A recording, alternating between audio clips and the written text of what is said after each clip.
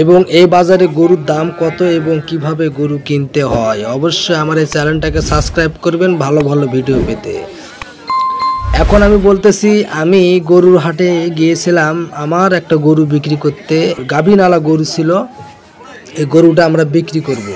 কিন্তু এই গরুর হাটে কোনো গরুর দাম তেমন একটা নাই। ছোট ছোট গরুর দাম অনেক কম এবং সেই গরু অনেক গরু আসছে হাটে। দেখুন, আমি এ মাথা থেকে ওই মাথা আপনাদেরকে ঘুরিয়ে ঘুরিয়ে দেখালাম এবং দেখাবো। আরও অনেক কিছু দেখবেন এবং এই হাটে শুধু গরু না, আরও অনেক কিছু পাওয়া যায়। এই বিরামপুরের গরুর হাটটা কি বারে লাগে এটা আপনাদেরকে আমি বলতেছি। শনিবার এবং মঙ্গলবার, শনিবারে ফুল হাট, মঙ্গলবারে হাফ হাট।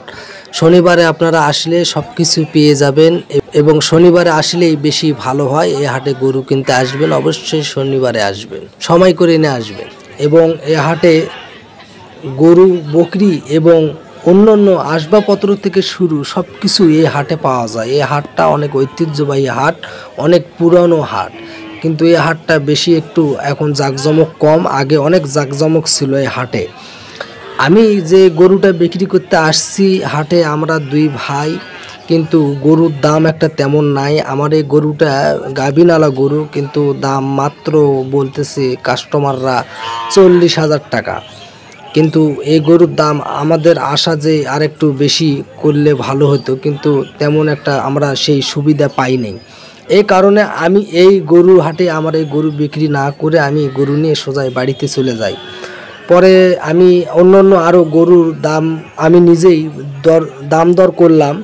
এখানে যে গরুগুলা ছোট ছোট যে গরুগুলো আছে, সেই গরুগুলোর যে দাম আপনারা আসলে শুনে টাসকি খেয়ে যাবেন। এই ছোট্ট গরুগুলা 20-30 হাজার টাকাতে পাওয়া যাচ্ছে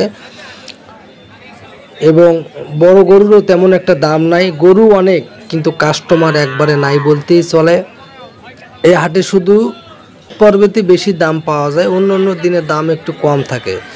যারা দূর দূরান্ত থেকে গরু কিনতে চাচ্ছেন, গরু কিনবেন, কিনে আপনারা ফার্ম তৈরি করবেন এবং নিজেদের জন্য কিছু করবেন, তারা অবশ্যই বিরামপুরে হাট থেকে গরু কিনতে পারবেন। এই হাটে অনেক দাম কম। দিনাজপুরে আরও অনেক হাট আছে, আমবাড়ি হাট আছে, ঘোড়াঘাট হাট আছে, কিন্তু এই বিরামপুর হাটে কাস্টমার তেমন নাই বললেই চলে, শুধু গরুর ব্যাপারীরাই অনেক।